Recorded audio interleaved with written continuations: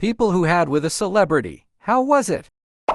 Friend hooked up with Snoop and he only wanted to go down on her for hours. She said the whole time she was thinking, oh my God, Snoop Dogg is eating me out right now. I'd imagine at his status he's probably extremely careful of who he sleeps with mostly so he doesn't have another kid. I've heard of a lot of musicians doing this because when you're starting, especially having a kid can absolutely obliterate the band. Obvious he isn't, but I've heard all sorts of stuff like how Drake puts hot sauce in his condoms after he finishes in case anyone tries to insert the discarded contents in themselves. Not only does it burn like crazy, but they won't get preggo because the hot sauce ed the semen. I know of someone who slept with Jude Law, apparently, and was a good night, but in the morning he gave her a NDA to sign as he had been doing coke with her the previous night. We called it the Jude Law nude clause.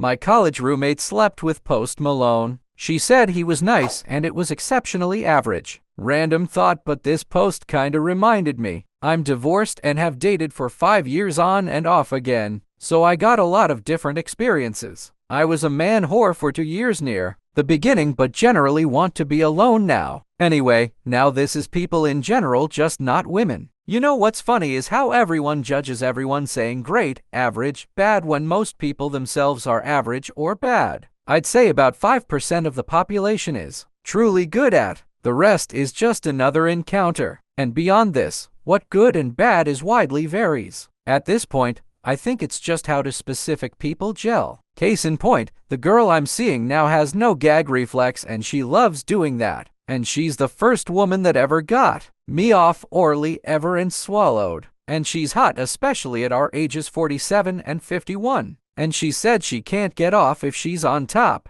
Well, with me she can, and she said she's never gotten off on top before. For some reason I can go for hours with her, and she is a multi-orgasm type. So she's as happy as hell. Yet with other women I couldn't get them off no matter what I tried. Yet others asked if they could come so quickly. It's so weird.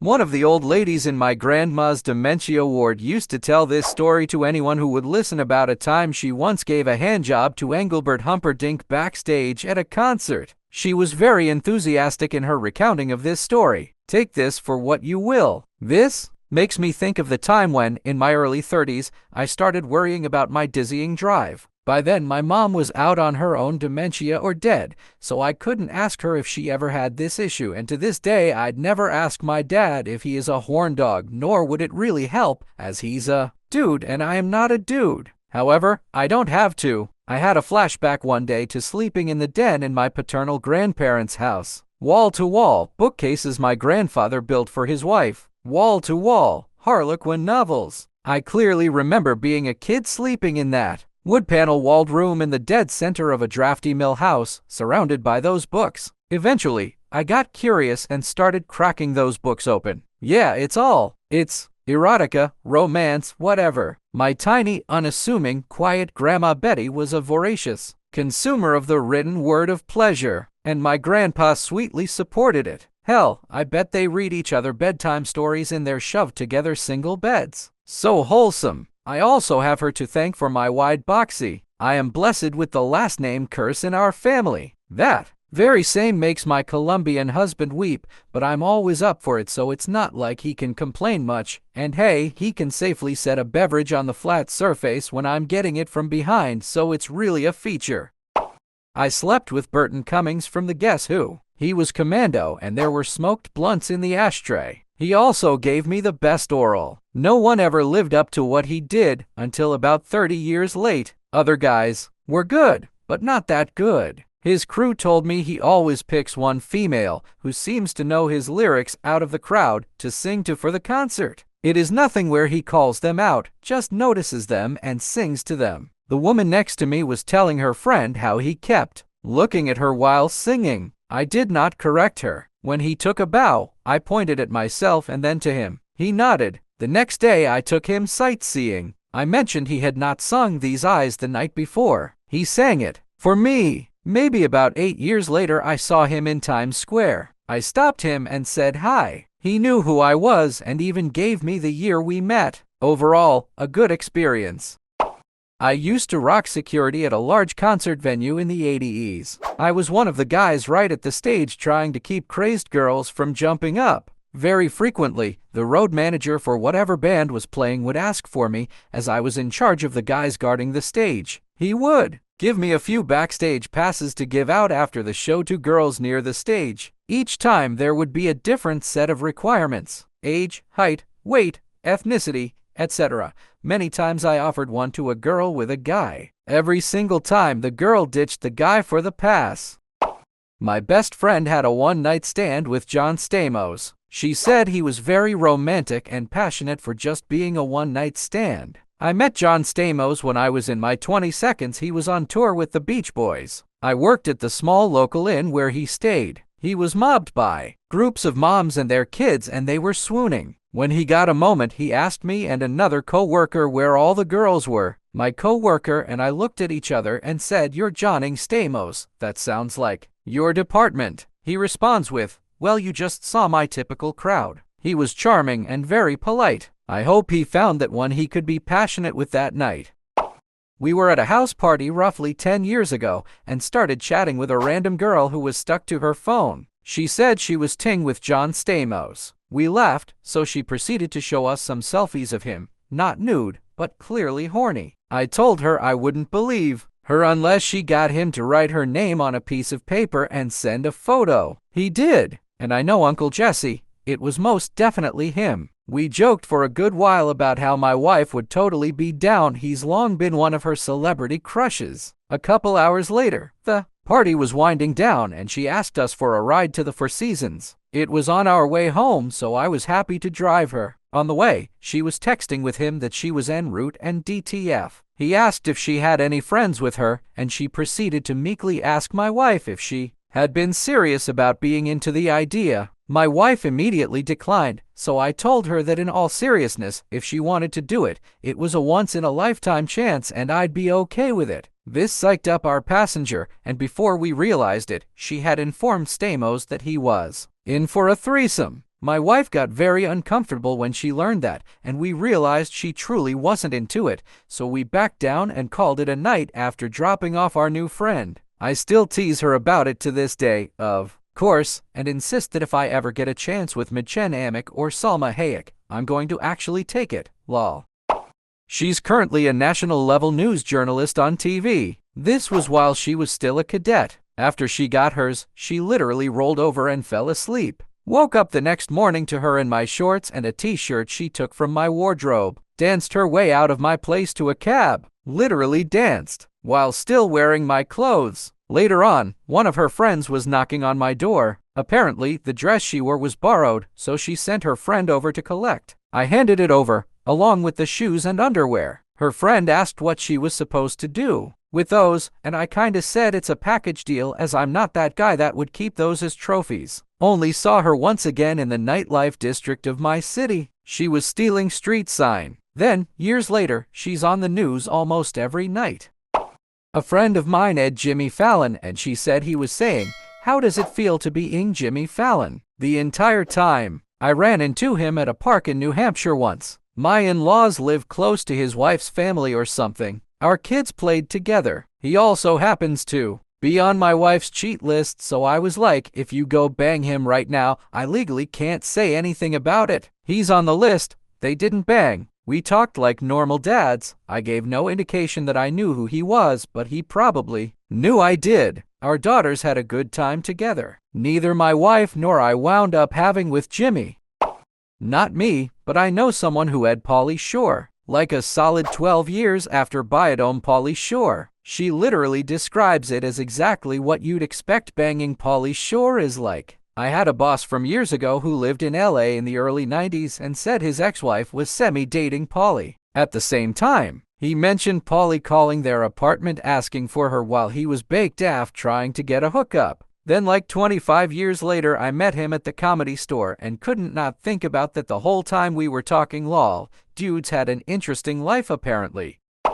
My mom dated Michael Hutchence from Inks when they were both teenagers. She met him at one of their shows when Inks was a small band, and she quickly became buddies with them. They would oftentimes pick her up in their van and she'd go to shows with them. After a year or two, my mom moved on from them and they blew up in popularity shortly after she left. She didn't speak to them for years but bumped into Michael at Sydney Airport not long before he died, and he remembered her dearly. They shared hugs and caught up for a good while in the airport. My mom claims they were just friends, but we all know the truth. My mom has been tight-lipped about it all, but described him as shy. He isn't my dad. My birth doesn't match up with the timelines I checked. I rode in an elevator with him in Philly a few months before he died. Apparently, he was there for a concert and I was there on business. Honestly, I didn't recognize him, but he said hello when I got on the elevator. It was just the two of us in there, and he kept telling me that he was going to get in trouble because he was so late. So late. When we get to the lobby, he tells me goodbye, and I waved back. A couple of guys grabbed each of his arms and said, "Come on, we gotta go, you're late," and ran him out of the hotel. When I got to the door, I noticed a ton of people out front, screaming and yelling. I asked the doorman who that was, and he told me. I was shocked that I didn't recognize him. To be fair, in that little elevator, he seemed small, nothing like the magnetism he exuded on stage or in his music videos. He just seemed so nondescript and like he didn't really want to be there. I do remember feeling sad when I heard he died. I matched with a woman who was a top 50 tennis player on Tinder while I was at a conference. I figured it was a bot or just a scammer, but since they agreed to meet me at the bar across from my hotel, I figured what was the worst that could happen. Chatted for 20 minutes and she agreed to go upstairs. I was a bit intimidated as I am not an athlete, but I proceeded to give her a solidly mediocre 25 minutes of Lovin. She then left and unmatched me, so I guess it was fine. Standard first time with an extra dose of awkward from my end, where the person was better looking and a lot more fit than I'm used to, but otherwise pretty much the same thing as non-celebrity. Terrence Howard tried to my ex. Went into the store she was working in to buy soap for his hotel room and put his hotel key on the counter for her when he paid. She slid it right back. I just heard a recent story, like in the last couple of weeks, from a colleague who was having dinner, and she thought Terrence Howard was at the table next to her and chatted him up. Turns out it was Cuba Gooding JRB, and he thought it was hilarious that she though he was Terrence, so he called Terrence up on FaceTime to tell him and introduce his new friend, then partied with them the rest of the night. Max Casella, Doogie Howser's best friend, tried to get me into his hotel room in Vegas. I was insulted. Not because he's a C-list celebrity, but because he was such a douche nozzle about it, like he would be doing me a favor. But I did get to touch Arnold Schwarzenegger in his black silk boxers. On the set of T3, I was an extra in the bar scene and I was placed right next to him at one point, so while we were standing around between shots I pretended to accidentally back into him. I apologized and he put his hand on my hip and told me, "That's okay." Best celebrity interaction ever. The handing your hotel key to a complete stanger is a really funny thing to me. I helped out tending a hotel bar a couple of times and had at least one room key offered every time. Especially funny are the women that are way too drunk already and then just pay, get up, put their key on the bar, and stumble away. What do you expect me to do? Go to reception and ask your room number? I would never follow up on this anyways, but some could really be a bit more smooth about everything, and not nearly as drunk as most of them are, because that's screaming for rape allegations the next day. Yo, speaking of Terrence Howard, I randomly ran into him at a Gold's Gym in Orange County area of all places around 2015 or 2016. I thought there was no way it was him because he just looked so out of place and it was not a place I'd expect to see a celebrity. He was kinda dressed like he was in Hustle, with just a tank top and sweats. This was when Empire was at its peak though, so I knew who he was exactly, but kinda surprised no one else recognized him. He was doing lot rows near me. I happened to pass by and locked eyes with him and kinda gave him the nod. He acknowledged me. I told him I was a fan of the show, gently asked if he would be cool with taking a pic. I know it could be kinda rude and didn't want to intrude Plippy's personal lives, but thought I'd ask nicely just to see. Anyway, his exact response was, "Nah man, I'm not a celebrity, I'm an actor," turned around, walked away. I was kinda confused, like, so is that a no to the pic or? Alright, so my mom was an actress and a model. Her roster has Robert Downey Jr., Jazzy Jeff, Will Smith, and Lenny Kravitz. Will Smith and Jazzy Jeff were separate times. Probably others that I don't know about. I don't know many details of any of them. RGG was during his heavier drug issues and she didn't have the nicest things to say about him. Lenny sent her Christmas, general holiday cards every year until she died, so I guess it was good enough that they stayed friendly. So I will share this tiny hint of who my mom is, but I promise you guys will not guess. If you figure it out, please don't dox me. She was in a movie with RGG and that's how they met. She was in another movie with Steve Martin. She had so many modeling jobs but was most famously on a book cover, several billboards, and magazine covers. She also was a makeup artist and started her own makeup line. You don't have to be rude and call her names. Women, even mothers, are allowed to have and as much or as little as they want. Yes, we talked about, but as I said before, I don't know all of the details. She was an incredible human and I love and miss her very much. A close friend slept with a Backstreet Boy in his hotel room after a show in our city. She said there was about 10 minutes of and 3 hours listening to his new personal music project on his laptop. Both Ed, you are reminding me of my housemate at uni. He brought back a girl in the early hours and at first it was irritating having to listen to them talking in the room next to me while I was trying to sleep. But time went by, and he was showing her pictures of himself in New York. Must have been extra awkward because he went on that holiday with a previous girlfriend. So must have been littered with the two of them together in them. Then pictures of another holiday. Then, by 3 a.m., he was serenading her with his guitar, but only the chorus to David Gray's Babylon, nothing else. By then, I am having a laugh wondering if he is ever going to do the deed. 4 a.m., she goes home. No deed done. Must have been one hell of a disappointing night for the lass. I had a neighbor that blew Bruno Mars. Her husband took exception to that and bailed. Before the revivalists got their big break with their pop hit on the radio, I was at a festival in the woods about 10 years ago watching them at a 3 p.m. set. Small crowd. They were jamming and I noticed the guy next to me scowling, standing still with his arms folded. I jokingly attempted to spark a convo about his demeanor as I was boogieing. I nudged him and asked something to the tune of "Why you so mad, bro?" His response was that he loved this band and it the reason he came to the festival, and last night he discovered that his girlfriend left his tent and went and blew the lead singer. He was upset but had to get his money's worth even if it meant giving Stank Eye the whole set. She was a rather famous broadcast personality in the UK. Went out with her for about 6 months in my 20s. Whenever she's on TV and I turn on with my wife or my parents, I feel really embarrassed somehow and want to turn over, but at the same time pretend not to notice. Kind of awkward. Though was good. She had a few kinks that I thought were somewhat weird, though realized later weren't all that weird really. She was lovely. I really messed things up, but I'm happy with how things later ended up and am not hung up on her or anything. Although part of why I cringe somehow is imagining how others may expect that I regret no longer being with her.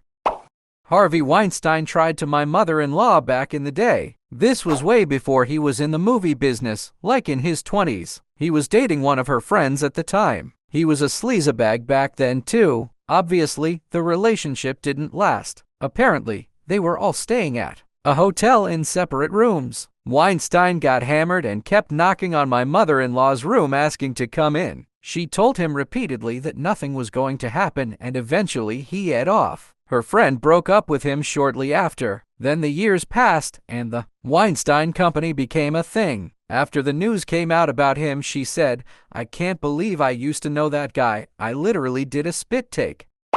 I'm surprised to see so many no one on Reddit has slept with a celebrity comments. I work in the film industry, and let me tell ya, a significant portion of actors are horn dogs like everyone else and sleep with a lot of crew and extras. You should hear the stories from sound guys. I'm not naming names, but one actor forgot to hand in his wireless mic after being wrapped for the day. The mixer had quickly stepped away from his cart for a much-needed 10-2 and left the recorder transmitting program audio to the entire production team. Almost immediately after being Rap the actor goes straight to his trailer and a brand new pod just walks in and asks if she can his and immediately goes down on him before he can even answer, all while the entire production team is listening on headphones. They ran to the trailer and tried to stop it all from happening, but the trailer door was locked and they obviously weren't answering, but also the sound mixer was 10-2, so he wasn't there to stop the transmission. Pa got fired. Sound mixer got fired.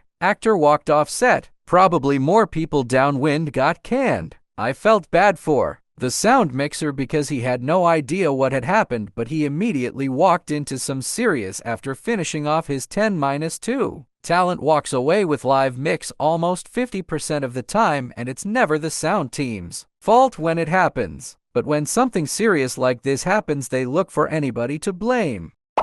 Didn't have but did mostly everything else with Lindsay Lohan in 2015. It was great, no complaints, and feel very lucky and blessed. Hello, Eskimo brother. Her family lived a few towns over from me growing up, to the point where our H's football teams played each other, and I had friends deliver pizza to her host back in the day. Hooked up with her at a house party back in the early 00s. I loved every minute of it then, and look back and love every minute of it now. She was a sloppy drunk, as you might imagine, but an active participant. Zero complaints nor regrets.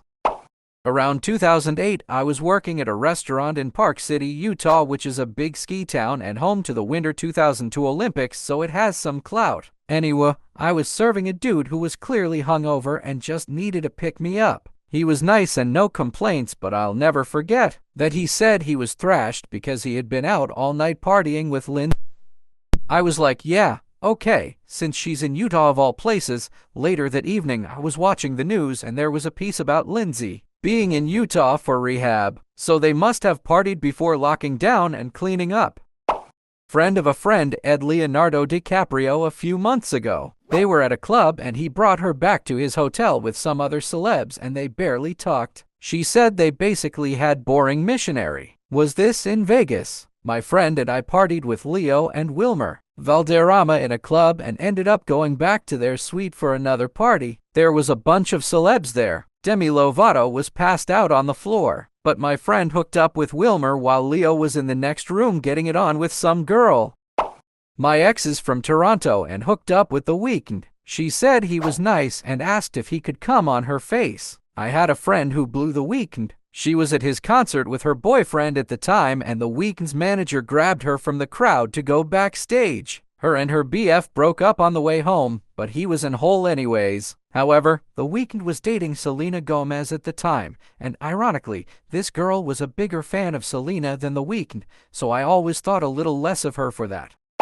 This story should be an indication of just how much some rappers have. In college, I began hooking up with a girl from my hometown. Her parents were very wealthy, and she was known as a wild party girl. She was at every festival or big concert. Before long, we became a serious thing, and we shared a lot of secrets. She'd always tell me this big-name rapper wanted to date her. She told me the story of how she had a threesome with him after a concert, and after that, he just won't leave her alone. I believed they hooked up, but always thought she was full of on the dating. This was until one day he FaceTimed her while I was in the room and I heard for myself this guy attempting to lure my girlfriend into moving to his city. Maybe a year after this, I'm in a new relationship. Another free spirit type party girl, huge rap fan. She's from an entirely different area of our state. We do the deed for the first time and we're lying in bed exchanging stories. Tells me a story of going back to a rapper's hotel room, wanting desperately to hook up with him, then finding another girl in the room and the rapper assuring her it was all okay. She said the rapper took his pants down and already had on a condom. She also motioned with her hands to show he was absurdly hung. As she's telling this story, she starts describing the other girl in the room. Turns out my ex was the second girl during the threesome, and I'd just become Eskimo bros with this man for the second time. The rapper